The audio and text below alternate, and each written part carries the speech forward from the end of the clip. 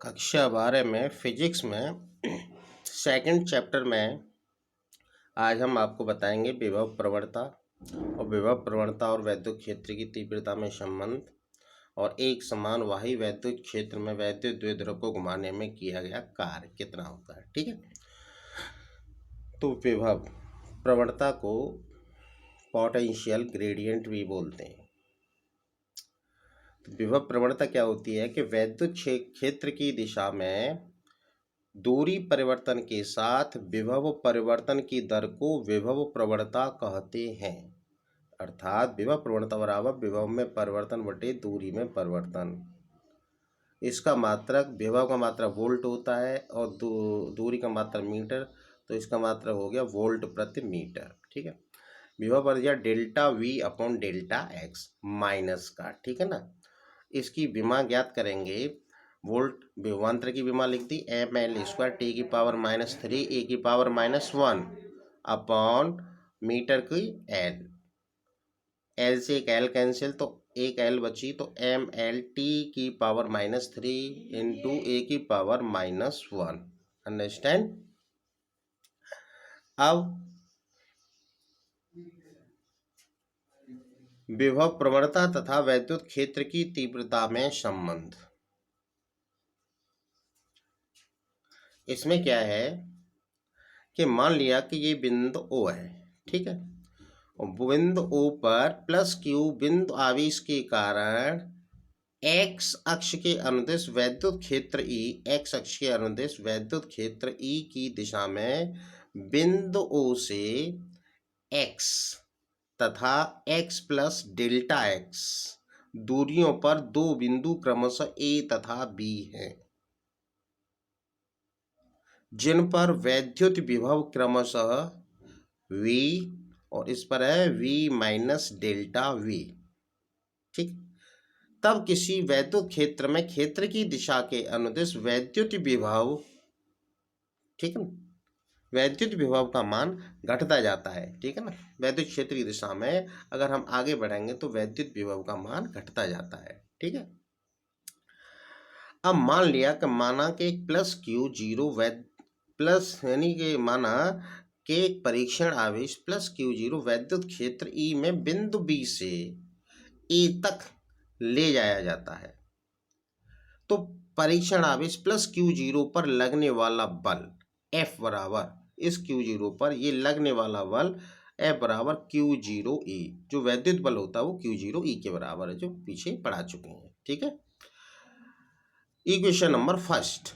अब plus Q यानी परीक्षण आवेश को बिंदु बी से ए तक बल F के विरुद्ध किया गया कार्य, बल F के विरुद्ध इस परीक्षण आवेश पर एक बल लगा, इसके विरुद्ध इसको कार्य करना पड़ेगा, किया गया कार्य डेल्टा W बराबर बल गुणा विस्थापन F into delta x minus का, जहां माइनस डेल्टा एक्स बिंदु बी से ए तक विस्थापन है। कहां से? बी से ए तक का विस्थापन है, या delta W upon delta W बराबर Q zero E minus delta X, तो delta W upon Q zero बराबर minus E delta X, equation number second. अब चूंकि delta W upon Q zero बराबर होता है V माइनस डेल्टा V। ठीक है, ये बिंदु A पर विभव था और ये वाला बिंदु B पर विभव है। V से V कैंसिल हो गया, माइनस माइनस प्लस हो गया, तो ये डेल्टा V। अर्थात समीकरण 2 और समीकरण 3 की तुलना करने पर, 2 और 3 की तुलना करने पर माइनस ई डेल्टा एक्स बराबर डेल्टा V, ये डेल्टा V, ई बराबर minus delta V upon delta x, समीकरण नंबर 4। और यही विभव प्रवणता तथा वैद्युत क्षेत्र की तीव्रता ई में संबंध है। अंडरस्टैंड। अब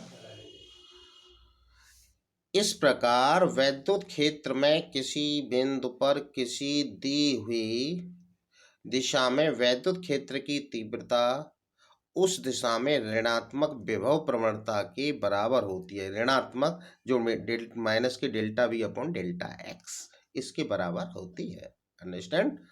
तो माइनस चिन्ह जो नेगेटिव चिन्ह है यह दर्शाता है कि ई की दिशा में वी घटता है, यानी ई मीन्स वैद्युत क्षेत्र की दिशा में वैद्युत विभव घटता जाता है। ठीक है।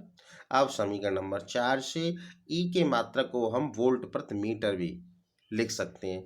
ऐसे वैद्युत क्षेत्र की तीव्रता का मात्रक हमने बताया था न्यूटन प्रति कूलाम।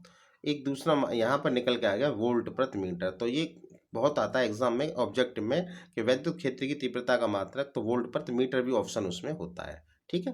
अर्थात 1 न्यूटन प्रति कूलम बराबर होता है 1 वोल्ट प्रति मीटर। अब एक समान बाह्य वैद्युत क्षेत्र में वैद्युत द्विध्रुव को घुमाने में किया गया कार्य।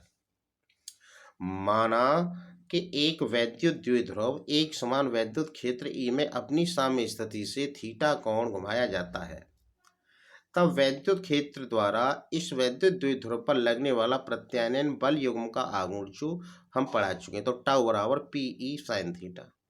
पी वैद्युत द्विध्रुव का आघूर्ण, ई वैद्युत क्षेत्र की तीव्रता, ई कोई थीटा कोण है। टाउ को नियत मानते हुए माना कि वैद्युत द्विध्रुव को एक अनंत सूक्ष्म कोणीय विस्थापन डी थीटा से आगे घुमाया जाता है, बहुत छोटा सा विस्थापन डी थीटा से आगे घुमाया जाता है, तब बाह्य स्रोत द्वारा द्विध्रुव पर किया गया कार्य बराबर बल युग्म का आघूर्ण गुणा कोणीय विस्थापन।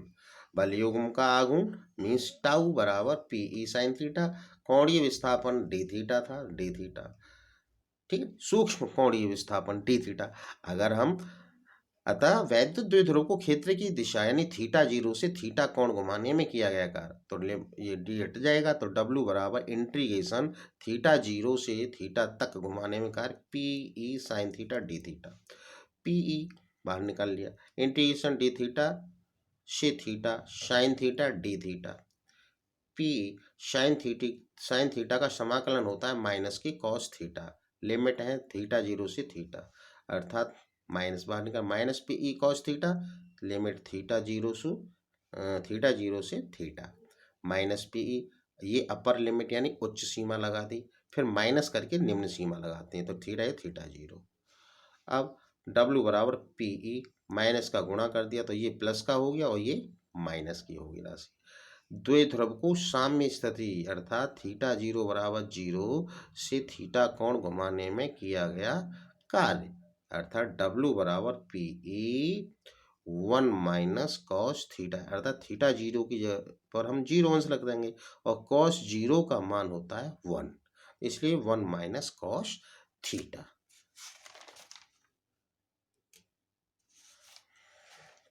अंडरस्टैंड। आप इतना ही लर्न कीजिए आज।